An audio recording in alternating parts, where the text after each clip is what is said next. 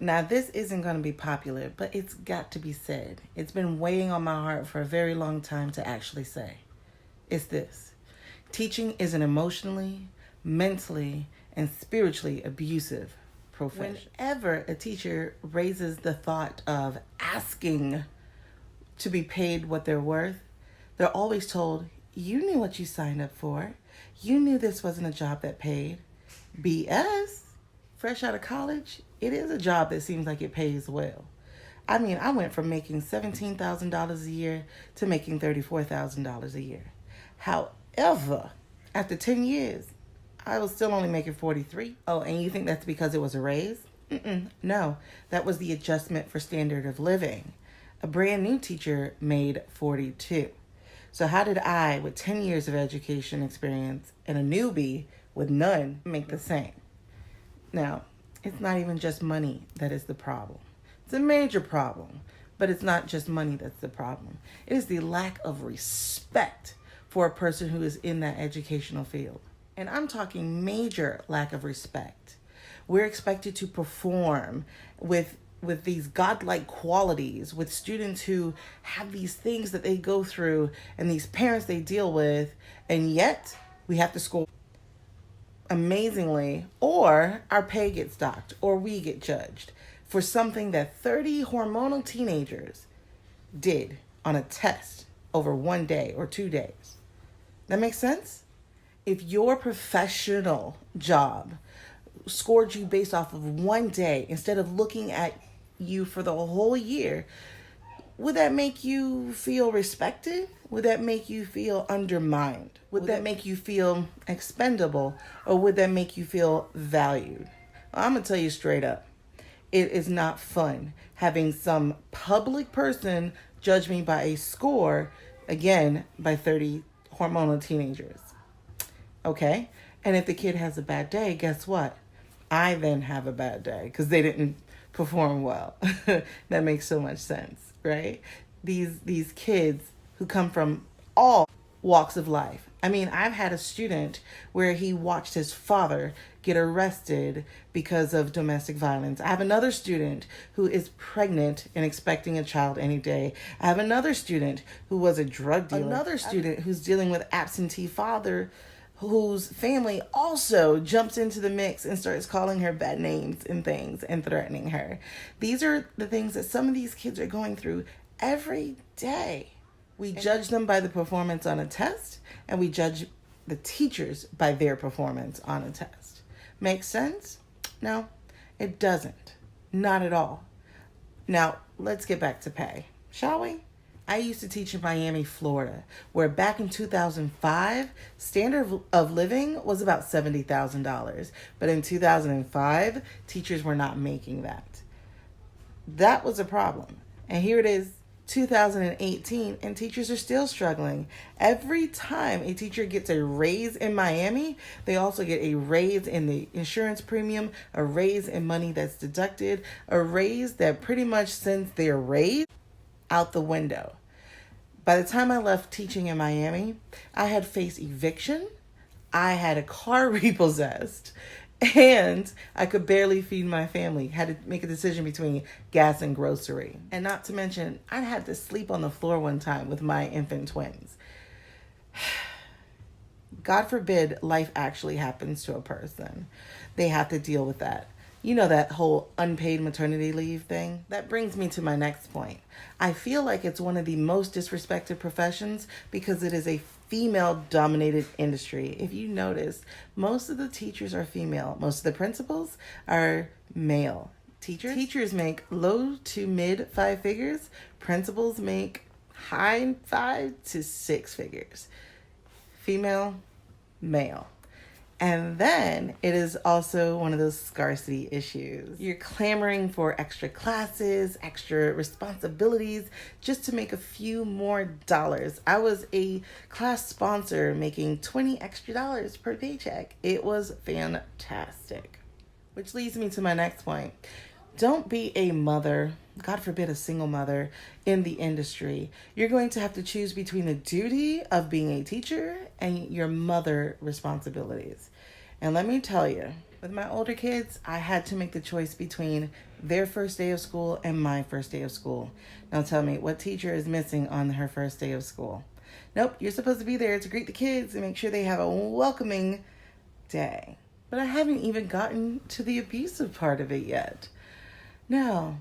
See, after you work so hard all year, got your degrees, are required to go and get professional development every single year, bust your behind in your classroom, make gains for kids, you're still told you're not good enough. Every year you have an evaluation determining whether or not you were highly effective or just effective, as if a person not in the classroom is fit to judge you on what you do in a classroom. You have 30 different personalities. In one class, I have 33 different personalities, and somehow they have to gel. Somehow you have to get them all learning the same curriculum, but they all have 504s and IUPs and other things that have letters and numbers, but somehow you're expected to perform a miracle even Jesus would turn over tables about. Somehow you're expected to make kids who wonder, why do we have to write or why do we have to read, into scholars who love to write and read. Somehow you have to turn magic by squeezing water out of rocks. Some of these are mental rocks. And again, you are judged and found lacking. There's always something more you can do. How come you only reached 28 kids and not 29? What can we do to get that one kid on board? What? Do you know what it took to get that 29? Or the 28, or whatever the number. Now my brain's And then you attend faculty meetings where, again, you're still told that you're not doing enough. So now you have faculty meetings and parent-teacher meetings and after-school night, and give them some extracurricular activities to make sure that they're enjoying school as well as learning in school. And then I quote a principal I had last year, take the creativity out of the classroom, because I was being too creative. Because here's the thing, just like we have all these mixed personalities inside of our classroom, we also have mixed personalities leading our classrooms. We're as different as the students are. I have ADD. So this structured setting of lesson plans by 7 a.m. on Monday. So what, you want me to do work on the weekend? I'm not doing that anymore. I'm not a new teacher. I'm jaded. And then we're expected to have, 5 grades per week. Yes, literally 5 grades per week. So I'm supposed to grade that while I'm teaching? Oh, I'm supposed to take work home. I don't do that. I'm jaded. But while I am jaded, I'm also eating my guilt as piles of papers will continue to pile up and stare at me asking to be read. You don't understand. I've developed so many health problems over the course of this career. I have so much anxiety from all the judging and the judgment, all the disrespect and lack of respect, all the assumptions made by the public as well as the principal. And I'm sad to say I'm not alone. I'm in teacher threads where people are talking about the anxiety induced by all these principal observations. Some of them have 4, 5, 6. I had 6. But, and still in these observation meetings, you're again told that you're really not that good enough, or you're good. But again, how do you reach that one kid versus all the other kids that you had to wrangle into understanding? But if you're not an educator, you don't understand.